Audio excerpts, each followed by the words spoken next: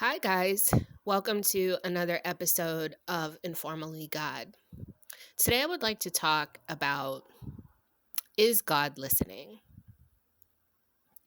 And I would invite you uh, whenever you have a question about whether God is doing something or he's not doing something, I would invite you to invert that question and apply it to yourself. So I think the better question is not is God listening, but are you listening? And what makes it hard for you to listen to God?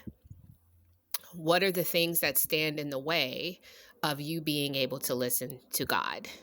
And most likely, the answer is always going to be our emotions. The way that we feel, the way that we think is always going to stand as a barrier between us and God. Our own noise level is always going to stand as a barrier between ourselves and God. Am I listening? And this is, God, out of the blue, will sometimes, have us understand something or know something about his will for us, his desire for us. And, like I said, it will seem to come out of the clear blue sky. He will move over us, in ways to make us understand something. I'm talking more about these questions that people have in vain, and it's usually when people are asking this question, is God listening, there's usually a great sense of urgency connected to it. The state of that person, is God listening to me? Usually when we ask that question, I know that when I've asked this question, I've been in I've been identified with fear, with anger, with desperation. Where I need help now, you better get here now. I've been identified with the opposite of the nature of God. I've been identified with noise, and God doesn't operate in that noise. He operates in stillness. And so, how well you quote unquote are able to hear God is going to depend upon your own noise level. It's a question meant to reflect you back to yourself, as our walk with Christ it's always designed to do. And we must, begin to practice. Cultivate a practice of stillness that is the realm of God, that is where he dwells, is in stillness.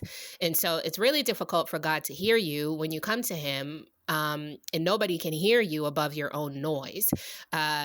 You come to him, you're screaming, you're crying, you're pointing, he went over there, like, can you just do something about him? Like, can you just help me now? Just come here right now. Can you move something in the room? Just to let me know that you're there. Could you, like, make that person get in a car crash? Like, it's just like the way that we come to God sometimes is a complete mess. And like I said, it's impossible to be God and listen to the prayers of other human beings, when those prayers are identified in evil, the nature of evil in some way, shape, or form.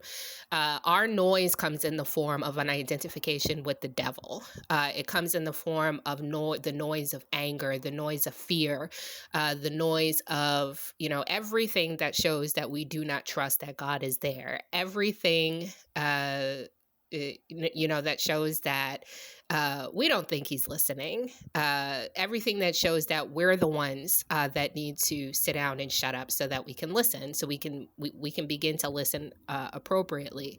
And what will happen when you begin, or when we begin to cultivate a practice of stillness, is the miracles will abound. We will then miraculously be conformed to that nature of Christ that is stillness, and then we will be able to hear. We have imitated the nature of our Father, and we have reflected the nature of our Father, and then we can quote unquote hear Him.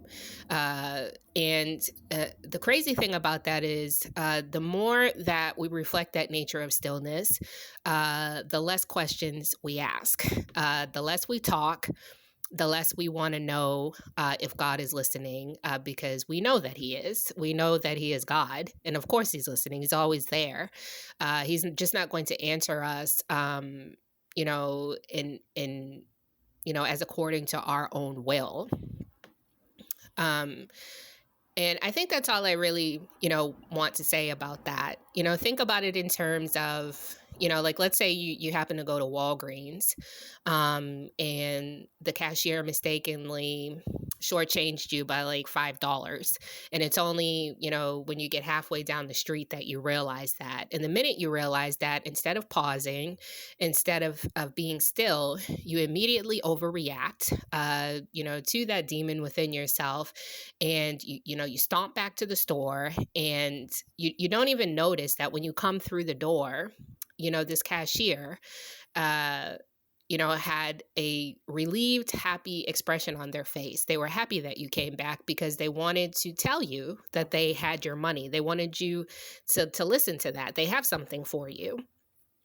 But you are so loud, in your overreaction. You are so loud in your fear, in your anger. You are so loud that you can't hear this person. You can't accept what this person is giving to you, because, you are identified with something that doesn't have anything to do with the truth of what's going on right now. Um, and if it's more helpful to think about it like that, it's not whether God is listening, it's whether we are listening. Meditate on that. And I will talk to you guys in another episode of Informally God soon. Thanks for listening. Bye bye.